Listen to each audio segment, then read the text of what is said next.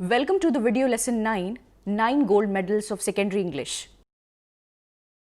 After completing this lesson, learners, you will be able to state the central idea of the poem, state how the players displayed their sensitivity towards one another, pick relevant words to certain ideas presented in the poem, sum up the incident described in the poem, pick lines from the poem where a sound has been repeated, pick words from the poem that often go together in pairs, give the meanings of the metaphors used in the poem, use words that can be used as verbs and nouns in the sentences of your own, explain the significance of the title of the poem, and enjoy reading poetry and say how it is different from prose.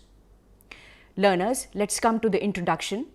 This poem is written by, or I would say it is composed by, David Roth. Was born in Bloomington, Indiana, and is an American rock vocalist, songwriter, actor, author, and former radio personality.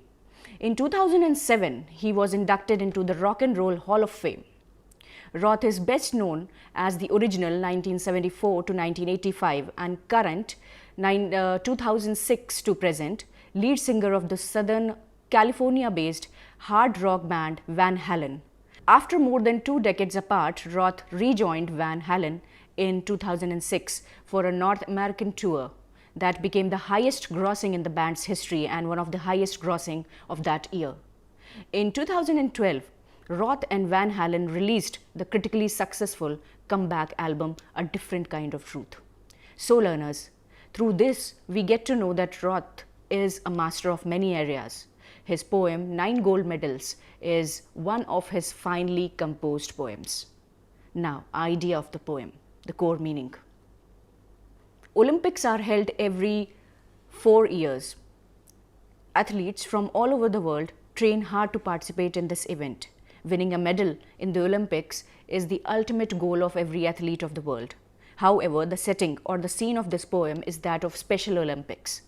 In these Olympics, differently abled persons who have some problems in a particular part of the body participate in various sports events. The contestants put in a lot of preparation and practice. Everyone hopes to win a medal. The spectators are as excited as the contestants. They cheer and encourage the contestants. Of all the events in Olympics, the 100-meter race is the most prestigious. The athlete who wins it is remembered as the fastest man in the world. So for Special Olympics mentioned in the poem, this is the final event, hence the most prestigious. The 100-yard race is about to begin. The athletes take their positions at the starting blocks. They begin to run immediately after the starting pistol is fired. However, one of them is unable to run and falls on the track. The action has begun and already one episode has taken place. Notice while the 9th, who is the smallest, falls down. He cries out with pain of disappointment. He has trained hard, but doesn't get the opportunity to show his talent. All his dreams of winning the medal are broken and destroyed. When the remaining 8 contestants saw him fall, they, instead of continuing the race, came to the help of the fellow contestant. All the athletes had dreamt of winning the medal. However, they readily, for their dream, come forward to help the boy to his feet. Then all the 9 contestants walked hand in hand to finish the line. The audience was also moved by the exemplary behavior of the contestants that it stood up and clapped. There were now 9 winners instead of 1, and each was given a gold medal. Empathy is the capacity to understand another person's experience from his point of view. Simply stated, empathy is the ability to put oneself in another's shoes. That is exactly what the 8 contestants had done. One look at the fallen contestants had forced them to think, what would I have felt if I had fallen? And they knew exactly what they had to do. By awarding gold medals to all 9 contestants, the authorities honored their display of empathy, helpful nature, and human values. The poem describes a very moving yet inspiring story of 9 handicapped athletes who were participating in a Special Olympics for the handicapped. The athletes had come from different parts of the world and had practiced hard for the competition.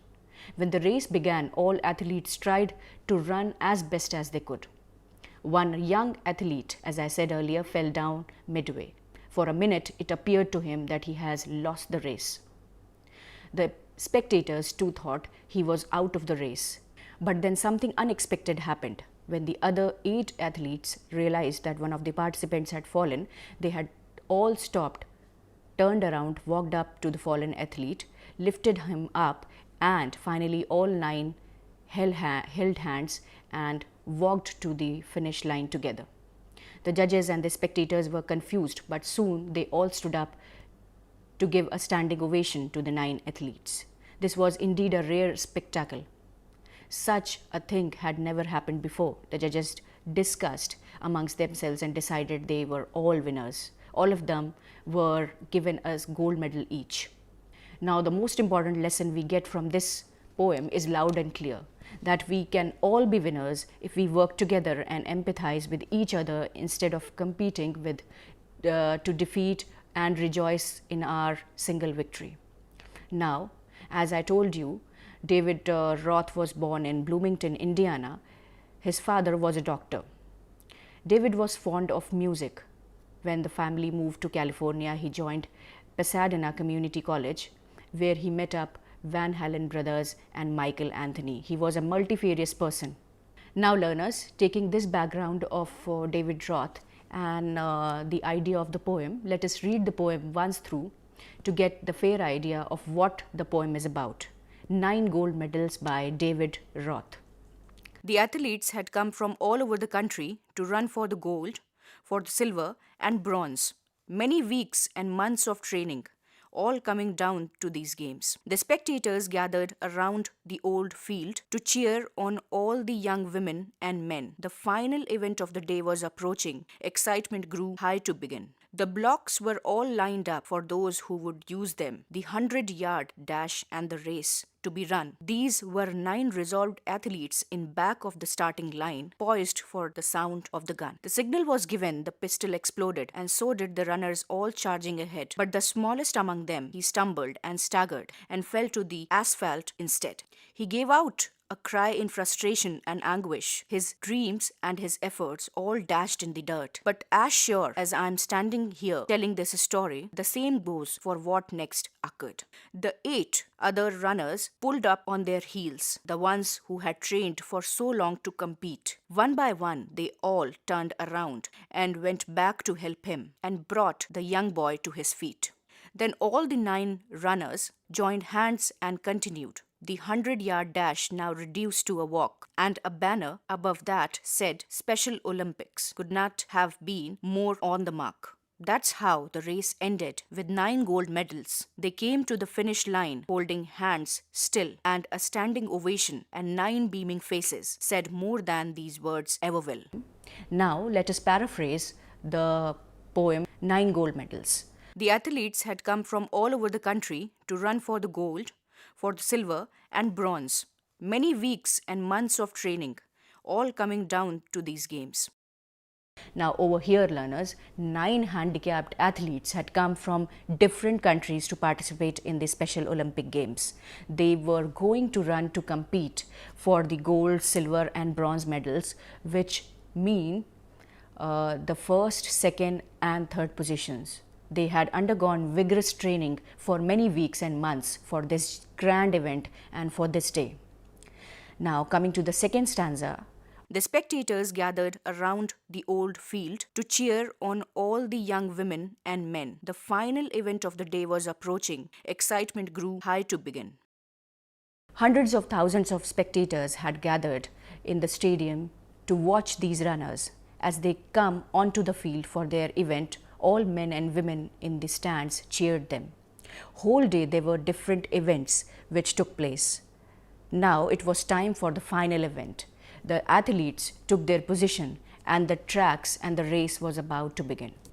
Coming to the third stanza, the blocks were all lined up for those who would use them, the 100-yard dash and the race to be run. These were 9 resolved athletes in back of the starting line, poised for the sound of the gun. Now learners, this was going to be a 100-meter race. just before the race commenced, the loudspeakers announced the names of the contestants. The 9 athletes stood waiting for the signal. All of them were full of excitement and confidence. They were determined to give their best to win the race. Now they had taken up their position and were waiting for the traditional gunshot to mark the beginning of the race. Coming to the 4th stanza, learners, the signal was given. This is the 4th stanza. The signal was given, the pistol exploded, and so did the runners all charging ahead. But the smallest among them, he stumbled and staggered and fell to the asphalt instead. Finally, the moment arrived. The signal was given when a shot was fired from the gun. As soon as the players heard the shot, they began to run. There was one very young athlete amongst them who had some trouble. He stumbled and staggered and eventually fell down on the ground. Learners, 5th stanza. He gave out a cry in frustration and anguish. His dreams and his efforts all dashed in the dirt. But as sure as I am standing here telling this story, the same goes for what next occurred. Learners, as he fell, he gave out a cry of anguish, pain, and frustration. He thought he had lost the race even before competing. His dreams were dashed to the ground as if it was not he but his dreams had fell on the ground. The poet at this point adds that what he saw was unbelievable. For a moment he thought he was fantasizing, but then he realized he was not. He was very sure what was actually happening, so strange was the next episode of the race. Learners, 6th stanza for you. The 8 other runners pulled up on their heels, the ones who had trained for so long to compete. One by one, they all turned around and went back to help him and brought the young boy to his feet. Learners, the poet now describes what happened. The moment the other 8 realized that one athlete had fallen, they all stopped in the tracks itself. Even though they had come from different parts of the world and had been practicing hard for this day, and in spite of the fact that they did not know each other, all of them turned around and walked to where this young athlete had fallen down to help him get up on his feet. 7th stanza. Then all the 9 runners joined hands and continued. The 100-yard dash now reduced to a walk, and a banner above that said Special Olympics could not have been more on the mark. Learners, after lifting him up, all 9 athletes joined hands and walked together to the finishing line. The 100-meter race was reduced to a walk. No one could be declared a winner. As if to add some memorable moments to the race, there was a banner hanging over their heads which announced Special Olympics. It appeared that the flag was ordained to be positioned so strategically just above the finishing line. It added such solemnity to the occasion, as if it was fluttering to salute and pay tribute to all the 9 winners for the wonderful spirit of camaraderie that they had all shown. They empathized with a young athlete. They had indeed risen above narrow geographical and national divides and displayed a wonderful spirit of camaraderie. 8th stanza. That's how the race ended with 9 gold medals. They came to the finish line holding hands still, and a standing ovation and 9 beaming faces said more than these words ever will. The poet describes the last scene, which was indeed very poignant. All 9 athletes walked to the finishing line, holding hands to show that collective strength is a winning spirit. The banner fluttering high was in happy and rejoicing in the victory of the 9 athletes who had displayed a rare sentiment by forgetting all about their personal gains. They had all sacrificed their prizes and walked hand in hand as true friends would. Learners, let's come to the summary of the poem. We all know what Olympic Games are all about. These games are held every 4 years. This poem talks about Special Olympics which were organized for the differently abled athletes. 9 such athletes had assembled to participate in the 100-meter race. They had come from different parts of the world. Each had gone through vigorous training program to be able to not just qualify but win the race. We all know that In such sporting event, three positions are declared: the first, second, and the third. They are given a gold, silver, and bronze medal respectively. When the race began and the athletes started to run, one athlete, that was a very young athlete, fell down. He gave a cry of despair and anguish. When he fell on the ground, he felt as though his dreams had come crashing down and he had missed the opportunity. But something happened which took everyone by surprise. All other 8 players turned around to see what had happened. When they saw him on the ground, all of them walked towards him, helped him stand up, and after all, 9 decided to walk together to the finishing line. The judges and the spectators were left spellbound. Never had they seen such a spirit of camaraderie in any game. They all rose to give a standing ovation to the athletes. The judges too were awestruck once the reality registered. In their minds, they too decided to honor the spirit of the helpfulness and cooperation by declaring all 9 to be the winners. All 9 athletes were awarded a gold medal each. This victory symbolized victory of the spirit of empathy, cooperation, and unity. When human beings learn to live together and work together in harmony, there is peace, goodwill, and a sense of joy and achievement. There is a joy in sacrifice and working together collaboratively. Even though the athletes came from different nationalities, they displayed to the world a sense of universal brotherhood. The sports arena was an ideal place to demonstrate that a sporting field brings out the best in every character and in one's character. Coming to the central idea of the poem, learners, the poem brings out the value of empathy. All the athletes, despite coming from different countries and different backgrounds, undergoing harsh training to participate and win the Olympic race, actually gave up the idea of their solitary win, but collectively thought of helping the young athlete who had fallen, and then all walked together. They had indeed displayed a unique spirit. The audience was so touched and moved to see this gesture that it gave the athletes a standing ovation. Through this incident, we get to see real human values emerging and the spirit of walking together as one is real winner. Learners, I feel you got some understanding of the poem. Now learners, some special words for you from the poem so that your vocabulary is enriched. Spectators in the poem, which means persons watching, especially an event or sports without taking part. Another word, block. Block, the 2 starting blocks on the ground that runners push their feet against at the beginning of a race. Next word, resolved. Resolved means determined. Next, poised. Poised means ready. Pistol. Here, a starting pistol used to signal the start of a race. Stumbled.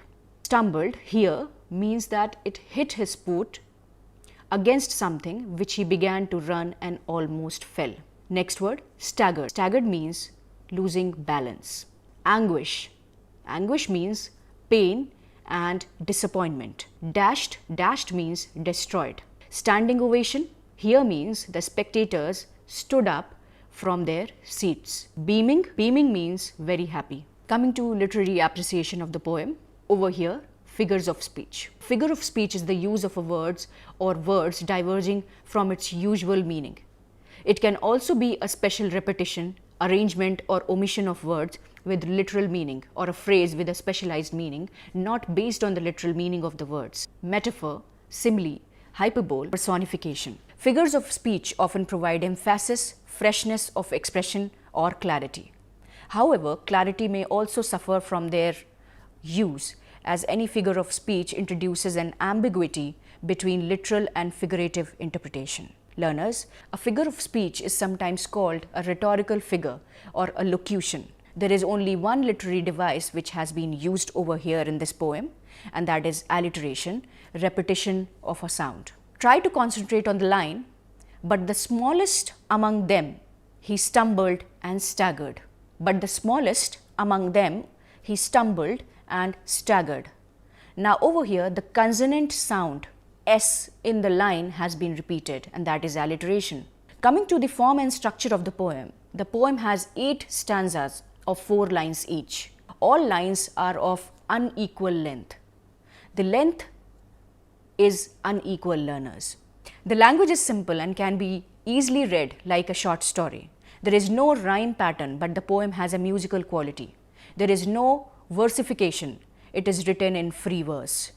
David Roth has actually composed the lyrics to be sung. Learners, let us understand a little about Olympics. Olympic Games are held every 4 years. Athletes from all over the world come to a pre-decided venue to participate in their event. Special Olympics are created to help differently abled people to be able to participate in such international events, to make them feel they are part of the society. In India, we have a Special Olympics Bharat, which is based in Delhi and is a recognized body of the government. Learners, let's come to the salient points raised in the poem. Empathy helps us to enhance the quality of life. It radiates a positive vibration and gives strength to one another. Brotherhood feeling cannot be broken down by geographical boundaries. Differently abled people should not be isolated because of a handicap. Society should treat them as normal human beings. Collectively, we can be better winners rather than singly. There is strength in cooperation and collaboration, learners.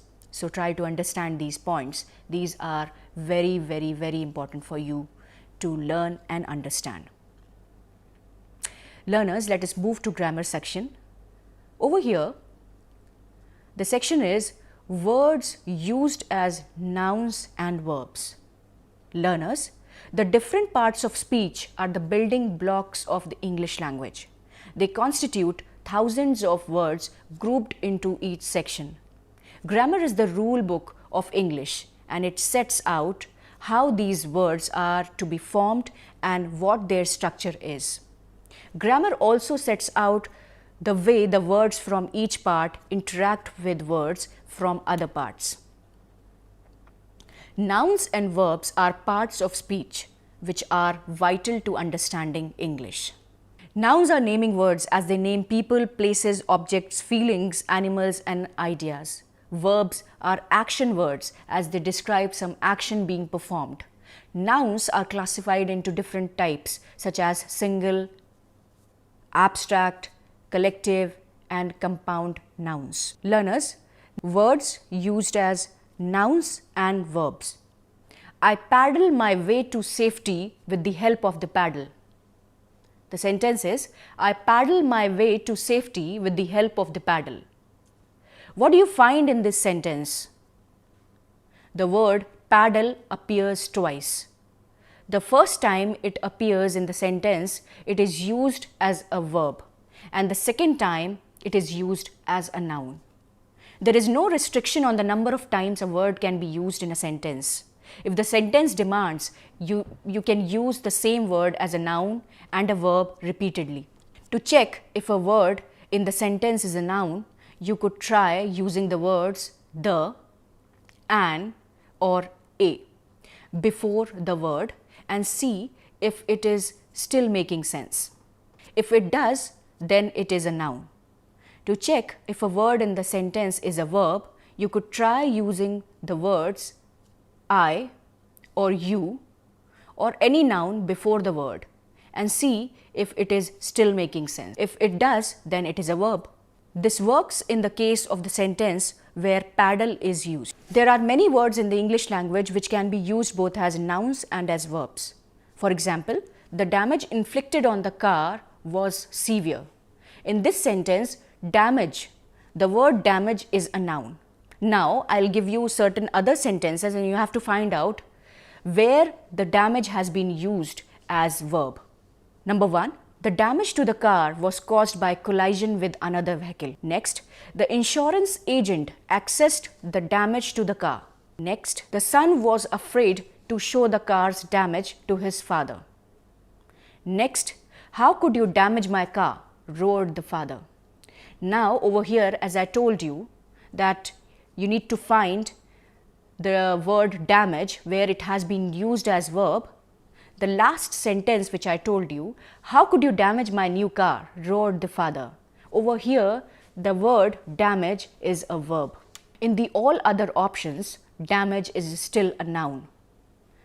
Some more words that can be used both as noun and verb are escape, finish and grin. Next sentence, the light was so bright that it hurt my eyes. Over here, light is a noun. In this sentence, light has been used as a noun.